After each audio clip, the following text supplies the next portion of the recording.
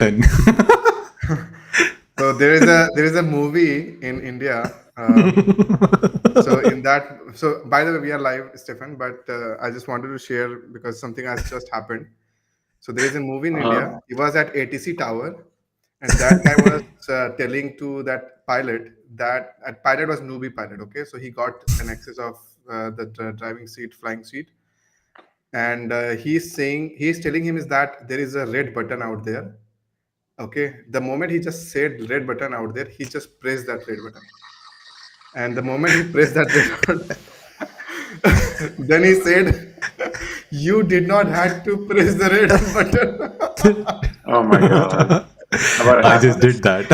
I just did. You So did it. he Bef- just he just Can you hear repeated me? this. Hi, Alex. Yes, yes, we can hear you. I think your video is not visible. We would love to see you. Oh, I love Um, my chicken.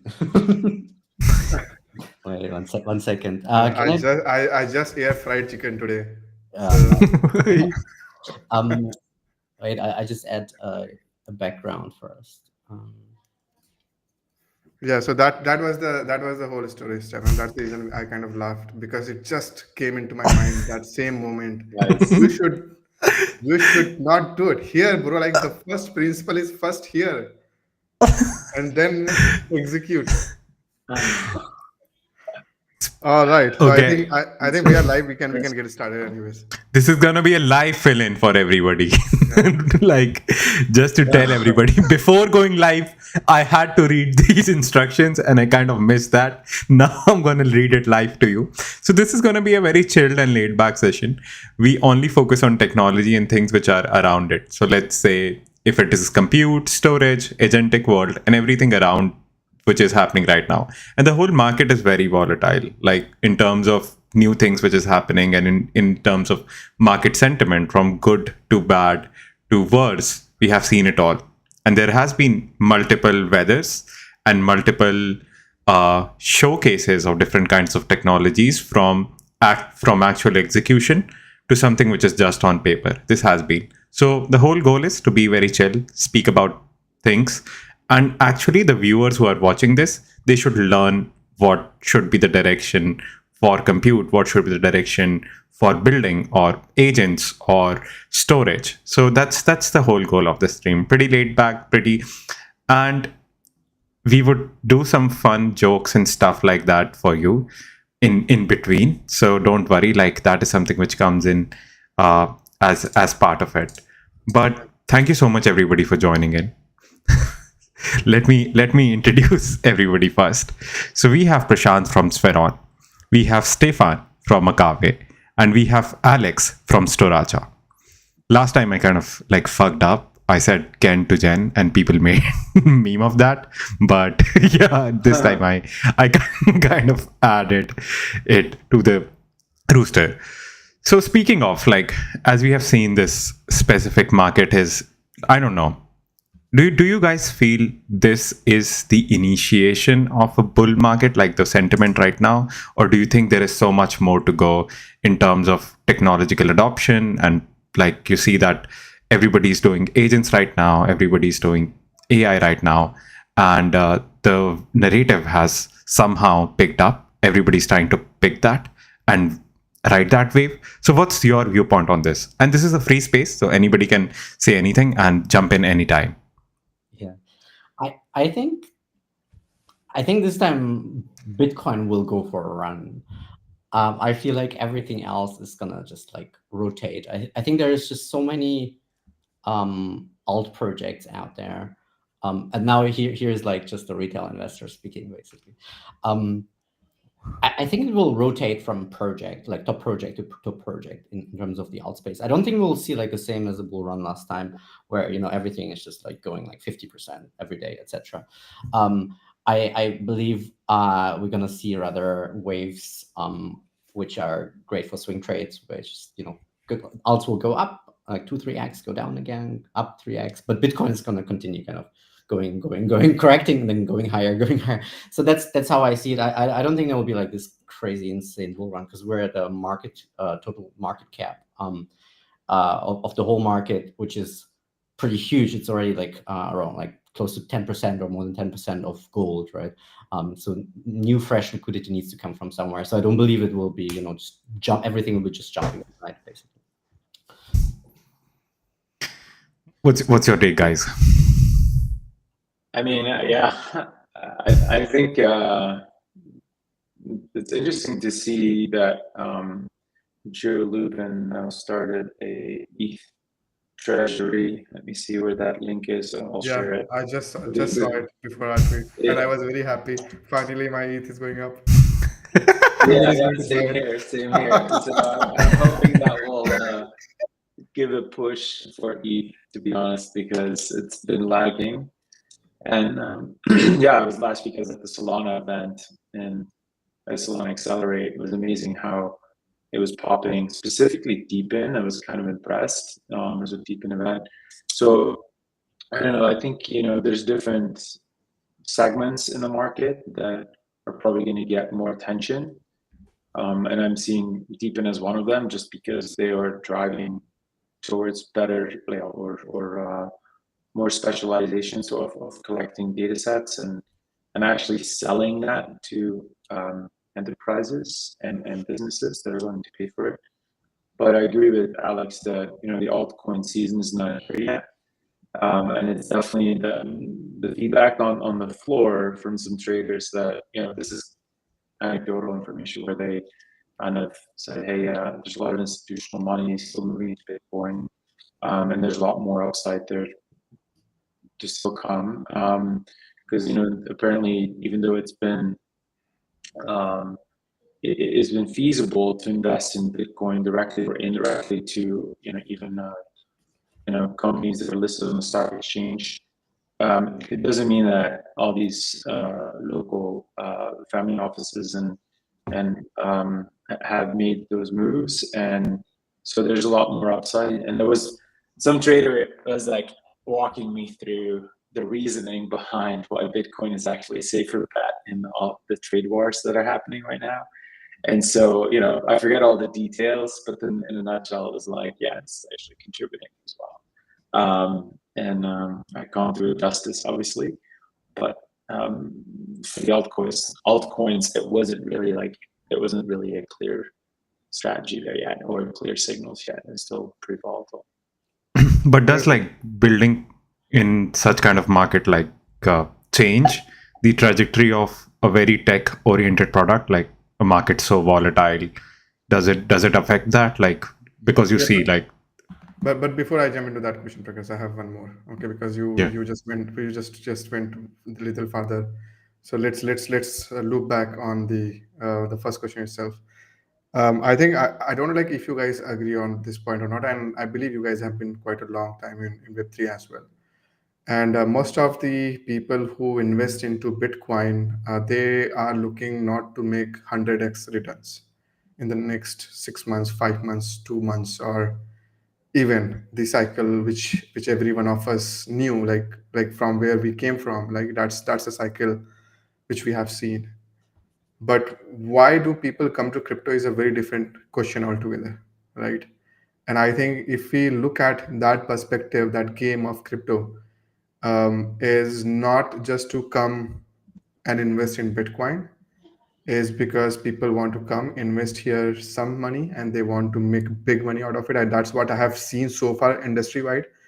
The memeonomics is not even stopping on the all side. Like there are a lot of these memes are still coming out. They're doing 100x, 10x, easy like investments. People are making $100, taking out $1,000, and they are like happy with that kind of cycle until they have enough cash pile which can sit on BTC to hedge against the inflation or hedge against the market crisis.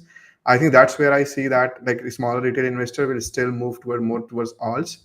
The reason being because the smaller capital exposure which they have, it's not sufficient enough for them to make a good gain out of it, right? By putting the money into BTC. Even from here, if we expect the BTC to go up, how much it can go up? It can go up to, let's say, $1 million. That's what people are predicting now after 100K. But again, that $1 million, is it going to be coming in the next 2 months? Most likely no, right?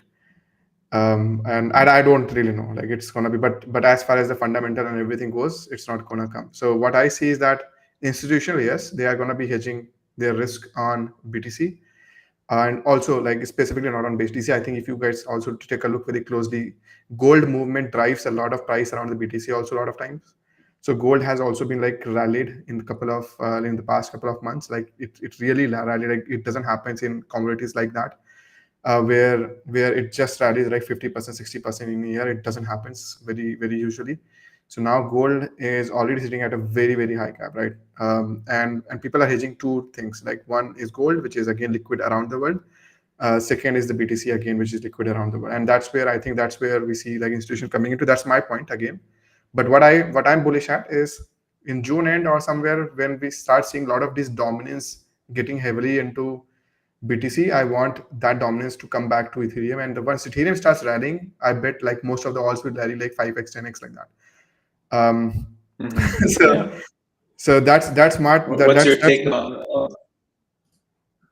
what's your take on Solana versus Ethereum, Ben? Because I mean, there was like there's definitely big believers in Solana winning yeah, the game. but I think Solana we should not ignore. But still, I don't see that Solana market cap like going and crossing the Ethereum's like sooner. It may do it. I don't even know. Like really, I don't know that Solana space because they do some crazy stuff and it just shines sometimes. So who knows? Like it goes to $1,000, but I'm still somehow, because if you look at the builder's mindset, I think you are here, Alex is here. I think we all come from Ethereum ecosystem, and like we have built there. Yeah. We have some kind of soft corner for Ethereum in a lot of other places. And sometime I also like go ahead and buy Ethereum just because it gave us a lot in terms of. But again, I look at more a builder perspective. So if there are a lot of builders flocking in Solana, then yes, we can look into Solana as well. But as far as I can see, still I don't know. Like somehow a lot of legit builders, very good builders, are still like choosing EVM. I don't know, and this is what my question is also like gonna be to you guys as well. Is like, what do you guys see? Which ecosystem you see that taking this market up from here onward? Like apart from BTC, Ethereum, Solana, anyways, it is coming up to. But what do you think about Ethereum and your other ecosystem as per your experience? Like, do we really gonna see a lot of new innovative projects coming up there, or it's gonna be Solana? Yeah, I mean, I think one metric that we didn't look into is basically Solana has flipped Ethereum in terms of like on-chain revenue, right? Which is huge. And so from an economical perspective, I would say like I'm definitely very bullish on Solana. But if you look from a future potential perspective, I think Sui is definitely a very strong contender with with Move, and with like object-oriented programming, which is a lot more user-friendly, and you can be a lot faster basically on bringing like smart contracts and application logic on chain. So I would definitely take them seriously. I'm also super excited actually about the Monad launch, right? Because I think Monad is going to be another very strong contender who's like EVM compatible, but really optimized for financial data, right? I mean, these guys, Kion is coming from, a quant trading background, high frequency trading, trying to launch like the most performant network, which allows you to port like all your EVM smart contracts immediately onto Monad, which has TPS, which is higher than Solana, with far lower hardware requirements, so way more decentralized at the end of the day. So I'm quite excited about that, and I think there will be like quite a bit of changes in that ecosystem. I think Ethereum has more threat and really needs to speed up actually in some areas. I think they were a little bit too slow to release necessary features to improve performance, reduce fees, etc., etc. Amazing. I think we haven't taken the name Sui, so you have taken it. Yeah. I'm still I'm still like I want Ethereum to go up because I'm holding its back, honestly. But on but do you like I'm still always curious, like what happens if Ethereum optimizes itself? What happens Mhm. if L2s which are out there, like they become as performant as next L1 out there in the market, right? Even it is Monad, or I think a lot of time what we have also heard, like in the test net they work flawlessly well, like 1 million transactions per second or hundred and thousands of transactions per second. But when the chain really goes live, it just shows a very different picture altogether. I think we have all witnessed that in multiple chain launches as an L1s. So I would wait for Monad to kind of come in and basically prove that this is wrong, that it's not just in testnet. We can, and we have also tested in a lot of time, they are also failing in testnet in multiple places. So I still want to see is that how they kind of evolve. But I'm also very like optimistic on Monad. The reason being because we need more speed. We need Yeah. more speed because we are seeing a lot of, and we have storage, we have compute who are going to be consuming all of this speed for, let's just imagine if tons of people are uploading the data sets and we are putting the transaction hash there. It's going to be insane amount of transaction which these guys will be seeing. But coming back again, Stefan, if you want to add something, if not, then I would love to jump on one very interesting thing which I want to know from both of you guys, because I never met both of you at one place. So I just want to ask this question to both of you. Shoot. Is he asking your wallet keys? I'm just kidding. I will It not give was you so my social intense, insurance like number. I don't have it was so intense. Yeah. So essentially, the question which I wanted to like ask is that, like, if you look at the deepening space as such, which is growing, and I believe deepin consists of storage as well, like storage nodes and all of these things. And then on top of that deepin, we have compute segment which is already growing up. Then we have storage segment which is already growing up. We have been seeing a lot of spaces which has been done around like compute a lot. Some fundamental, I don't know, like some of storage. I don't hear that a lot. But storage is a key component for the AI, like down the line. If you look into Yeah. the AI segment as such, I think like without storage, you can't just do anything. Like even compute can't perform at scale if it doesn't even have like oil to even run it right properly. So what you guys are doing, like what are your takes in terms of decentralized storage versus centralized storage? And where do you see some innovation kicking into this space where storage space in Web3 is positioning itself as de facto layer for decentralized AI? Uh, like we have seen a couple of companies trying to do that, but I don't know like where they store the data. But would love to learn more deeply from you guys. Like what are your takes? Yeah, maybe I can start. So there's a couple of angles that we are using right now at Akave. One is we are meeting the users where they are, and the users that we are going after with Akave are enterprise users or deep-in networks that need enterprise-grade infrastructure and are currently using centralized clouds. The hook or the benefit to the user right now is cost savings up to 80% or more because of the fact that there's no egress associated, egress costs associated, plus that opens up users to be able to use new compute farms.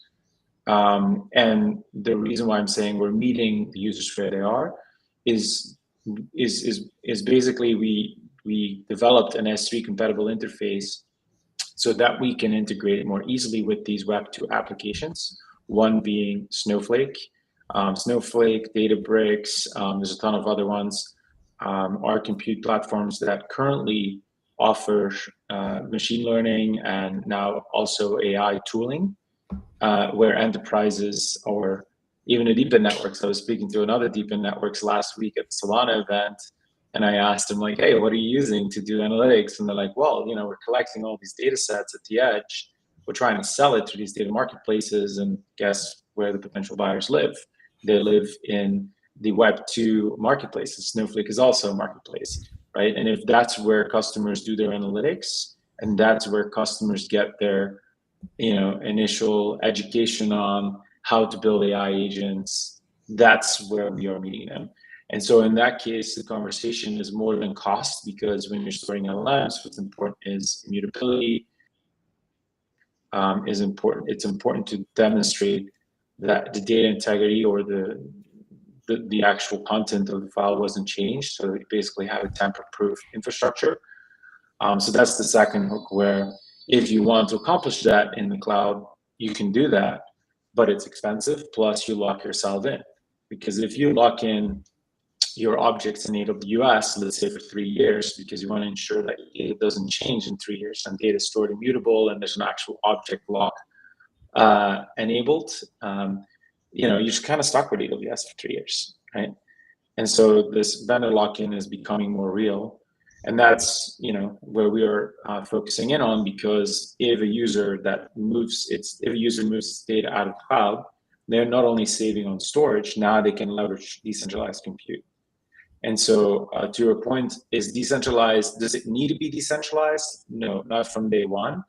As long as you can deliver quality and similar functionality, users are very happy with that. And as long as you have a longer term vision that you can scale out your infrastructure in a very cost efficient way, then we should be fine. So that's what we're focusing on, because we're seeing also more of the traditional enterprises looking at agentic AI. It's actually the most common, I would say, use case that I'm seeing between Web 3 and Web 2 now. I think agents are going to be like massive. But what's your take on this, Alex? Yeah, I was holding a presentation on agent memory in Dubai, actually. So I look at it a little bit from the area, like, okay, so what types of memories basically exist right now, and how are they being built? So typically we've got basically like short-term memory, we've got long-term memory, we've got episodic memory, we've got procedural memory, different types of memory. And typically a model basically is just a decision maker. Like without a memory, an agent is nothing, right? It cannot really help you properly. And with short-term memory, it can only help you as so far as what you feed into basically the context window. Currently, memory works typically as a vector DB, right? Which does basically semantic search. So similarity search, k-nearest, whatever, right? Hey, what is the most similar answer that I'm picking from the pool, right? So it needs to get to this like really fast. You lose kind of hierarchical knowledge in there. So alternatives are like evolving like graph rags basically, which puts it into your node edge area. Like memory is stored as a representation of that. It's great actually for working with code. So if you have your GitHub repo and you can actually put it in the graph rag, you get far better results when you chat with it, right? If you want to really code, etc. Way harder to build. I mean, they're like the traditional kind of graph knowledge databases that jumped onto this, right? But what I want to generally say is to build a verifiable decentralized memory like that is very hard, right? And I think the angle that we're tackling here is verifiability, right? So when you actually host agents on a decentralized network, you typically need to verify was the right model loaded, right? Is that network like cheating, or that node is cheating because it loaded like some cheaper model, for example? Did it process the input I provided? Did it like provide the output, etc.? And so that's basically the area which we're attacking with our concept of verifiable data portability. So we have a technology for a decentralized self-describing permissioning. So where an agent can autonomously basically register capabilities and share autonomously like memory fragments with another agent. So if you want to do autonomous swarm collaboration, we've got a pretty good technology for that. So not replacing the vector DBs, but makes it really verifiable in terms of which model is loaded, what memory was shared with another agent, for example, to collaborate on more complex tasks. So that's the angle that we're taking, targeting developers, right? So early stage discovery, etc. Amazing, man. I think you guys are doing quite a great work, and I'd love to kind of see that people, like more and more people, like jumping into decentralized storage strip and kind of like put their entire data into, and that's what we are also trying to push forward. Okay, So what we are also doing at Spheron, just for FYI, is that we just want to ensure that like all the data which is getting generated, we are going to be pushing mostly all of them on a decentralized computer. I think 2 years back it was a very different scene. Now after seeing you guys, meeting you guys, what you guys have been building, it's quite amazing to see is like where you guys have like led the entire space forward. But I'll pause here because I just hijacked again the entire space, which was supposed to be run by Prakhar, but he's again silent and he can't speak here. So I'm just going to give mic to Prakhar. But I'll come back again if there are more questions, which I'd love to. Coming back to the fun part of the stream. I'm just kidding. But yeah, I think Prashant asks questions which are actually very narrated towards founders. And we have got recent feedback from founders, honestly, who were watching this, that this has been helpful for people in terms of what kind of technologies they are choosing. So I want you all to help me with this. So for example, if I'm watching this and I am somebody fresh out of college, want to build my agent because I got to know on X that it's super cool to build an agent. I know CS, I've just got started. Now, can you walk me through like what would it mean from compute's perspective, from storage perspective, utilizing it? And also, how would I scale it from both of these perspectives, like specifically? And where do you see that what could be a long term vision for a builder who's building into this space, which is fairly young, got started, and want to utilize services which you are flag bearer of, like decentralized storage and decentralized compute? How do I get started? And anybody can actually answer this and jump in on this. Sure. I'll make it very easy, very, very quick. I mean, we have an integration with ELISA, for example, so you can basically start using it with ELISA directly. Just go download like the ELISA SDK, plug in Storacha and say, hey, store this knowledge fragment in a verifiable way and share it with the other agents. So you can do that today. Alternatively, you can just like use, for example, our MCP server. So we just recently published it, and you can start leveraging basically Storacha for, let's say, backing up your whole vector DB or sharing like fragments of that information with other agents. So that's how I would recommend to get started. Just like take an existing agent SDK, or for example, MotherDAO, Gaia provides like different ones, right? And then pick, ideally, if you want to build on a fully decentralized stack, pick your compute network, for example, like Spheron, where you want to kind of host this in a container, and then pick your storage, which you want to plug in. So that's kind of the easiest way to do the full decentralized stack, start experimenting from there. But I think it's a long path to scaling, etc. So I'm talking right now only for young builders who are just like out there who want to get started very quickly. Pump.fun builders. The Burj Khalifa builders. See, oh, it's going up. Oh, it's going down. Yeah, but just wonder, like Alex, if you guys are already doing the MCP and if you have done it, so Yes. we have a framework called Skynet, which we have already launching. Just take a look into that, the Skynet XBT on Twitter. Cool. So we are working to integrate a lot of MCPs, and we have already partnered with many.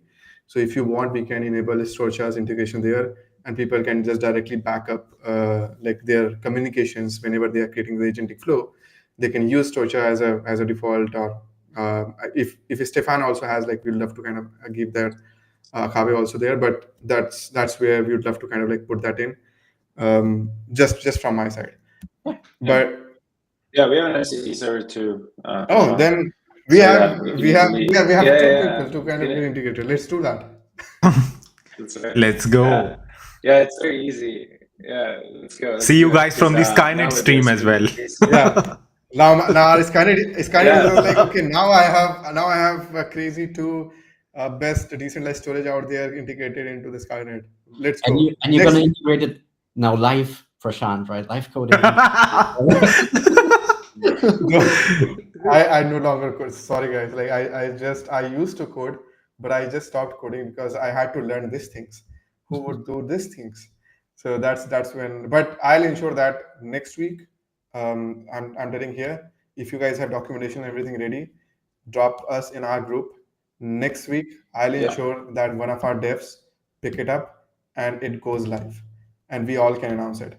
And then you can also use it directly with the Agentic flow. And I'll ensure that both of yours goes live with it.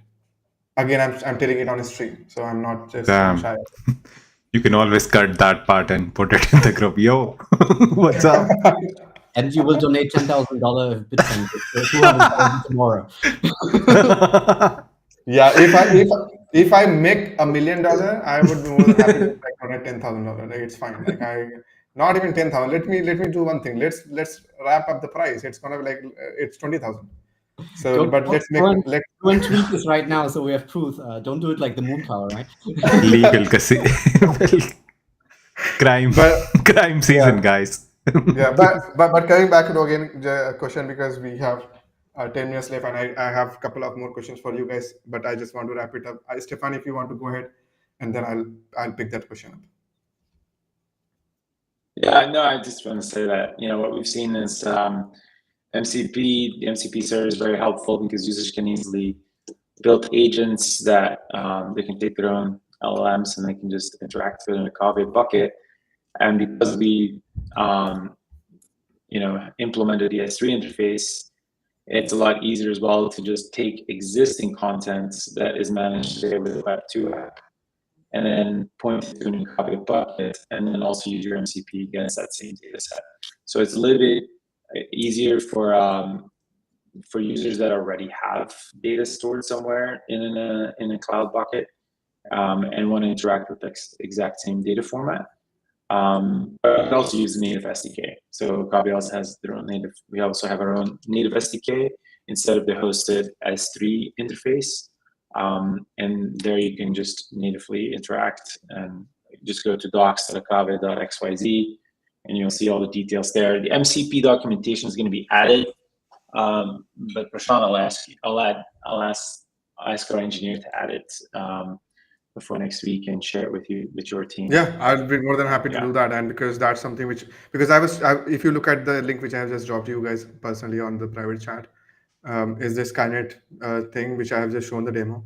Just imagine you plugging into decentralized storage into this entire segment, like so people can just opt in the memory operation and everything. It could be kind of like crazy.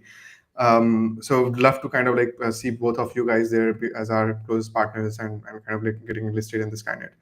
Now coming back to Spheron side, again, if you're a builder, you need a lot of compute. If you are building an AI, there's no way you can escape out of it.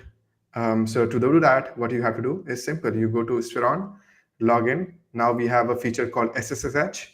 What does that mean? That basically means that I have faced this issue. It's like a lot of time I've tried to build my code, which requires CUDA and everything, which I don't even have in my local machine, and I had to go and like buy it from somewhere in the marketplaces. So, but now Spheron also has it. You go release the machine from Spheron. It can be 4070, 4090, or whatever machine you're looking at, and enable just connect your SSH directly in your cursor or wherever you're building your code, build it, and you will be getting the entire root access of those containers to go and play around with it. So that's how you can go ahead and play. Again, once you are doing AI, we have amazing partners here who you can also use for storing your data. So you have compute, you have data, and what else you need? You need hosting. You go and host anywhere. So, and guts to be in Web3. Yeah. You need guts as well to be in this volatile market. So I think I'm just gonna like ask one last question, which is like very subtle to all our questions right now happening. So we saw agents, we saw autonomous agents coming up. So what do you think right now could add in from your technology to autonomy, like in terms of what you are building right now, or what is it in your roadmap, or what is something you see? Okay, if autonomy adds in and agents are going to go ahead and utilize storage and compute and do this all together and without human intervention, there is a I think there is a recent talk by founders of Lambda Labs. He just recently said that the next step is neural code, where machines are learning itself. How do they utilize storage? How do they utilize compute and optimize the storage and utilization one by one, so that the core logic becomes way more optimized from initially. So as technology providers, like what's your say on this? Like, how do you think that would happen from your specific technology? Decentralized, yes, but how and to what extent? So it's a broad question. I was just about to talk about biocompute and how they're like growing cells in China, but I think that's a little bit off topic. So how does Sriracha contribute to that? I think so. Our mode is so we have a capability-based permissioning system. So I think the limitation in autonomous swarm agents in the future that just collaborate is authorization and permissioning.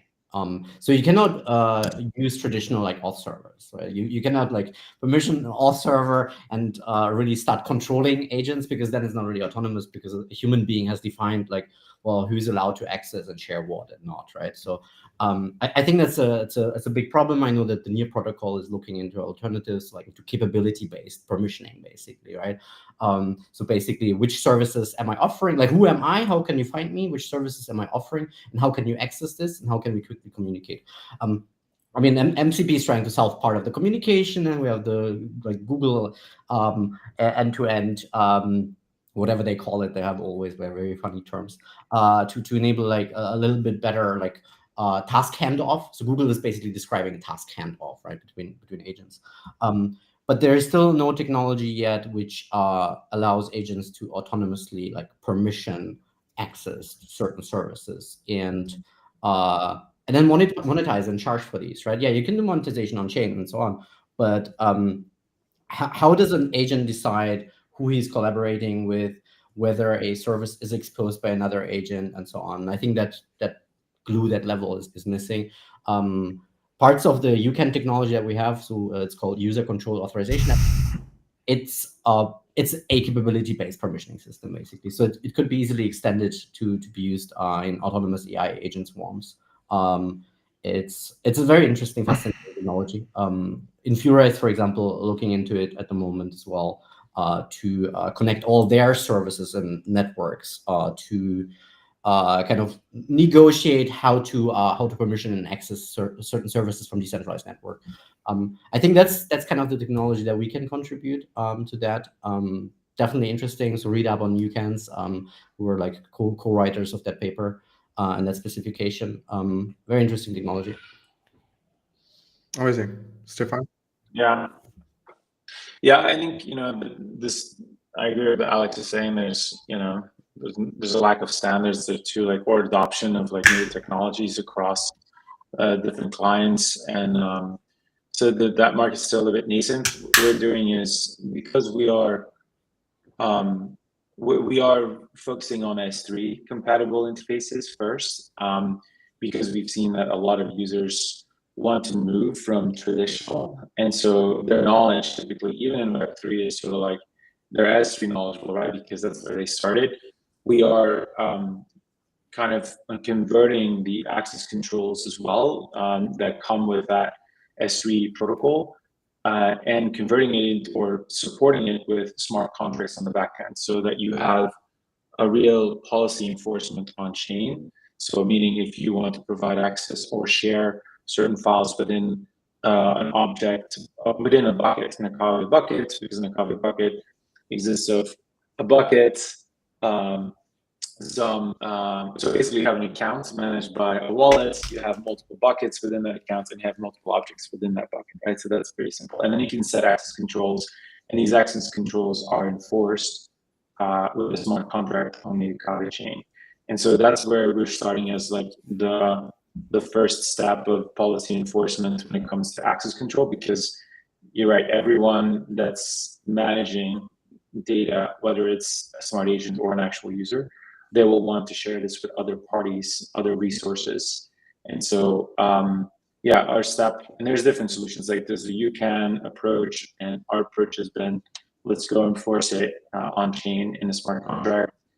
And then over time, we can add other access control capabilities, but at least this way we maintain like the functionality that an object storage interface is looking for, plus what a blockchain can offer as an extra level of security.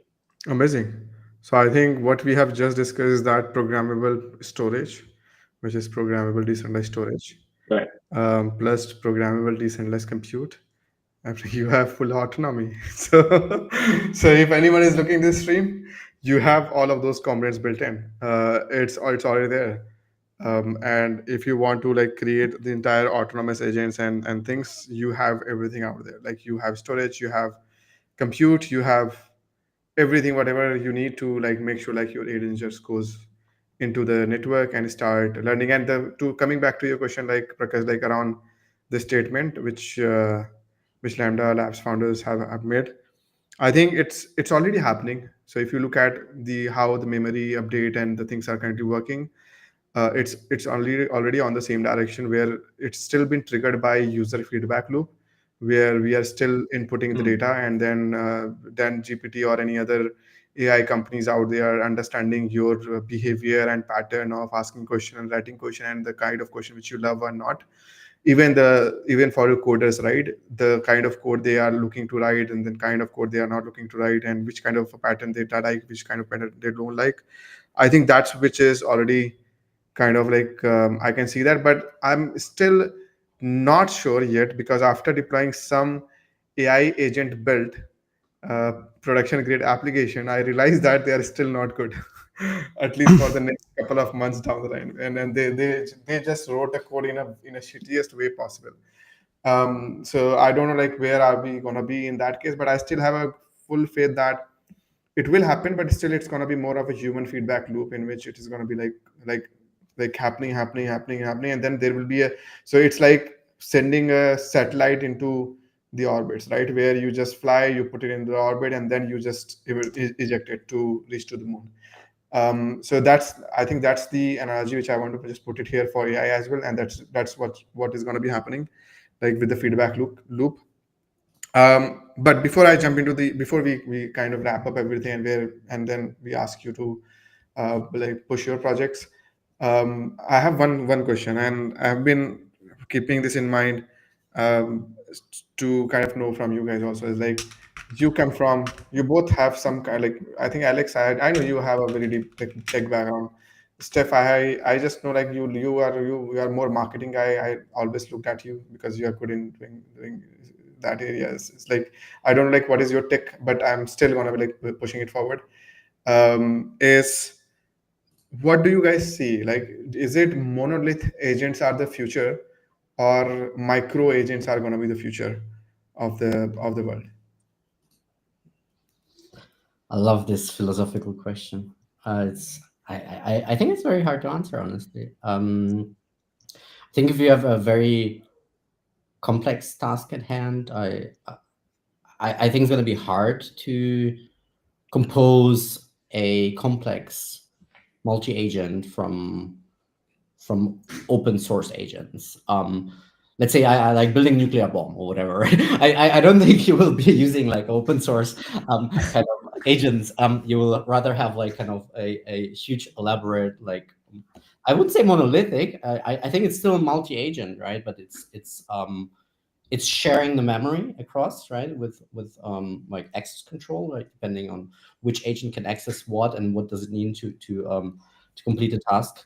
But I think generally for, let's say, easy SaaS tasks, or like little companies out there to quickly build, I don't know, like AI image converter, or I don't know, like file converter, or document processing, or things like that. I think you can just build that easily with, distributed agents, and then just create like a multi-agent orchestrator and leverage like existing tools. I think, a little bit like low fidelity stuff will be possible in the immediate future. I think higher, like more sophisticated stuff will be a little bit, I wouldn't say monolithic, because you still use multi-agents, because well, you can't really do much with an agent, because your context windows are limited, and then you start to hallucinate, right? You only remember the first thing and the last thing. Right. So you are forced in using like agents and like orchestration for that. So I think in the future it's really going to be about orchestration, right? So that's the biggest problem to solve here. Not so much the question about like micro agents or monolithic agents. I think Yeah, really but orchestration. if you're saying orchestration, we are not going to orchestrate the monolith agents, right? We are just going to orchestrate the micro agents Well, or you still orchestrate you still orchestrate even within the monolithic multi-agent, right? So that's why I think monolithic is not the right word here, because you have to use yeah. multi-agent. I think they will become managers. Yeah, they are the managers, but they still need to orchestrate, right? Yeah. Okay. And what's your take on this, Stefan? I mean, yeah, I just follow like what happened with microservices in the cloud. It like right now, I think everyone that needs scale and is running in the cloud has adopted microservices in some form or fashion, whether direct or indirect through a service. But I think the same thing will happen here, just to optimize. That also allows you to optimize your sub agents, or like those microservices, those micro agents, basically. And I can see already people talking about, yeah, there's already marketplaces, right, that are looking to sell and trade agents. So it's interesting to see that whole concept of like, hey, if you can train a good agent, you can actually sell off access to it. So yeah, I would assume that it's going to be a combo, and I think micro agents will eventually be the winner just in general. But I mean, there's always a master agent, I assume, that will manage and triage all these micro agents. But I'm just looking back at like what happens in the cloud, and that's to me the most scalable way to expand your infrastructure. And I think agents will become the resources, or the users of compute and storage resources. They will become like the next gen billion users that we have to deal with. So yeah, I don't know enough about the different platforms or the trade-offs, but I'm just looking at the past. And Yeah, I think makes sense. apply I here think as makes well. sense. So What point you just brought in is like I just want to emphasize that as well, and that's where I also agree is that if I go back and if I have to write the code again, so I'm not gonna be using the same switch if and all of the statements for my manager class.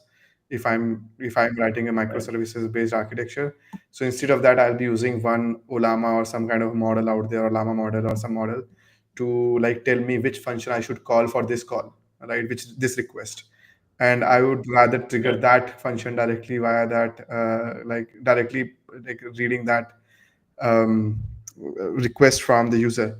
And that's where I see like monoliths don't have a very very bright future. The second thing is that resource has a limitations, right? Monolith applications has always been the pain for enterprises, and they don't want that pain again. I assume they don't want, because until unless the engineers are not like understanding like able to like go ahead and break those into the small components and throw it out. But I also see the same thing. It's like I agree from both of the points. Like orchestration is the one which is going to win down the line if anyone is doing those orchestration part, and quite amazingly, like it's going to be the craziest one again on the microservices angle. And again, if you are doing the like orchestration, you are going to be having a microservice architecture built in, or else like there is no point of doing the orchestration at foundation layer. So yeah, that's what my take here is. Again, I'll pause because I've taken a lot of time. So yeah. By the way, I'm already seeing, like, I was talking to an enterprise customer last week, and they're using Olama. See? They're already training internally their own knowledge base with it, so that users that are, or internal employees that are coming in, right, can more easily find information. That was kind of interesting, and this is also where I want to focus with Kaveh, because in the end, users want to use these new AI and LLM tools, but they want to do it in a private way. They want to do it in a way Sure. that they can ensure that it doesn't get leaked out, or their IP doesn't get leaked out to like these centralized solutions. But it was kind of interesting. It was like on the side, I was like talking like, hey, we have an MCP server. I can show you how it works with Olama. Oh, we're already using a Lava. That's interesting. Yeah, send us the MCP code. So, sometimes we're talking about Web3 developers, right, as being the only ones that would go after it. But it's like I said, if you look at what the traditional Web2 analysts are pitching to the enterprises and the SMBs, it's all Agentic AI now. And so I think this is where we can go after some of these new workloads together, because in a bear market or in a market where budgets are constrained, there's just a lot more opportunity to like sway existing, or traditional users to a newer stack like ours, right? Sphere plus, Kaveh or Sriracha. I mean, this is where I see an opportunity. Yeah, I agree on that point. I think that's where I also asked the same question, because I was talking to a banking guy, and you know what, the banks are still not using any OpenAI frameworks yet, and they have not integrated it, and they're using only open source AI, and they are fine tuning and building the RAG model around it, and then they are giving out to their employees, and their employees are only accessing those data sets which has been provided by them, right? And that's where I see is that if that trend continues, then enterprise will be like quite hesitant to use any, because they know, right? It's like they know it because they built it for them, a lot of them. So they know the IP is not going to be safe with anyone if I'm going to put all my things into one guy hand. So I think, yeah, that's where my focus and our focus are also at Spheron is to tap into that, where you have this ready-made compute which you can just plug into, you have this storage which you can plug into, and then everything just connects very seamlessly. So yeah, I think looking forward to that. I also like kind of learn more is like how we can also tap into the enterprise area, but yeah, I think that's it. Yeah, and by the way, this is where. So I'm also on the working group of the Linux Foundation that's focused on confidential computing. So you're seeing a lot more focus from the cloud providers, even because Microsoft's on there, you have Intel on it, right? You have the compute partners, but also like the cloud providers, and they're heavily focused on confidential computing, meaning the ability to execute in a confidential way your data sets, so that you can ensure that your data wasn't, in any possible step of the process, accessible by these cloud providers. But it hasn't been, fully deployed yet. So here as well, this is another way for us as a Web3 community to come in and say, hey, with CE enabled compute nodes, we can provide not only the security, but also a lot more flexibility and a lower cost. Meaning you can negotiate. It's an open market. You have it locally. You can run it yourself. Because to your point, I mean, my ideal state, maybe I'm just wishful thinking here, I would love to see enterprises become also a node provider for both of us, right? And I actually had one customer so far that said, hey, Kaveh is great. I love, because you have to understand, like, the hosted customers still love the fact that it can be hosted, so they don't have to spin up their own hardware, right? That they care, but the number one, of course, right now in AI workloads is the security side. So if you can deliver the flexibility and the ease of a hosted infrastructure with security of like an on-prem that is equivalent to an on-prem solution, that's the killer. And that's like where I think with a combination of these new TE environments, plus owning your own wallet, running your own even node if you want to take that far. I think that's something that I would love to see in the future. I think, but I had one customer already ask me for it. If T is there, then I think we should have a very different call together where we are gonna just discuss about T. And I have also wrote a very big article about, and I just pointed out a few things on T's. But again, we can have that discussion in a separate, and I'll pull you in. Nice, a whole other topic. Sorry guys, don't want to derail this. So we'll love to pull you in, but I think we are already on time. Prakash, if you want to go ahead and wrap up, that would be great. And then I think we are already touching 1 hour. I did not feel it is 1 hour. Yeah, this was a very good discussion. I just want to take one Q&A from the audience, which is Indian founder. Yes, every time we get asked, yes, everybody in this stream is Indian. So if that's the question, Is that for every founder But- here, or is it not? it's just so random. We get it like most of the time. Yeah. So Yeah, people are like, people, they just don't believe that we are. So we just tell them, yes, yes, we are. But I So, think I think if like people will not believe if I say I'm overseas citizen of India as well. yeah, that I was also shocked to hear, by the way. I was, I was, I was, But I Prashant, was you like, know that what? it's true. So I was like, what? How can you be? And then, yeah, I think that's a whole lot new story which we should definitely record someday. But thank you guys for coming on the call. Again, I'll give Yeah. it back to Prakash to wrap it up. But it was very great discussion, and looking forward to Yeah. get you integrated. Thank you so much, everybody, for joining in. And if you want to just give in one line plug in to your technology, and then we'll be off to our ways. So we can start with Prashant, Alex, and Stefan. Yeah, so from our side, we are building the world's largest community-powered data center. So everyone who is looking forward for compute, feel free to go to Spheron, log in, and lease out. If you have an idle compute capacity and which you think you are not using it, and this is only for gamers or anyone who just fake the productivity game. So don't fake it, just make it, connect your system to Spheron and start running with even if it is idle. So that's what we do at Spheron. cool. Yes, Amazing. so, take control of your data. Be tuned. We'll be launching a backup solution for your Telegram, so CRM. So if you get hacked, you don't lose all your contacts, all your messages. You have your keys, it's your data. We'll be launching a Blue Sky backup where you can move your PDS. So take control over your data is our slogan here. You can apply the same thing to agents, and that's Sriracha. Check out sriracha.ai or sriracha.network. Yeah, it's Stefan here from Agave. We're decentralized storage and data layer. We help customers, businesses, institutes to take back control and be able to break free from centralized clouds. So our storage layer has enterprise-grade functionality, including S3, object interfaces, and so on. And our goal is to go after enterprise-grade infrastructure and customers that currently store with traditional clouds and want to move over to decentralized storage. Amazing, guys. Thank you so much. Anybody who's watching this, all of us is reachable on X. You can go and follow everybody and stay tuned for other episodes as well. And follow Sferon, Storacha, and Agave. Thank you so much for watching this. Thank you, guys.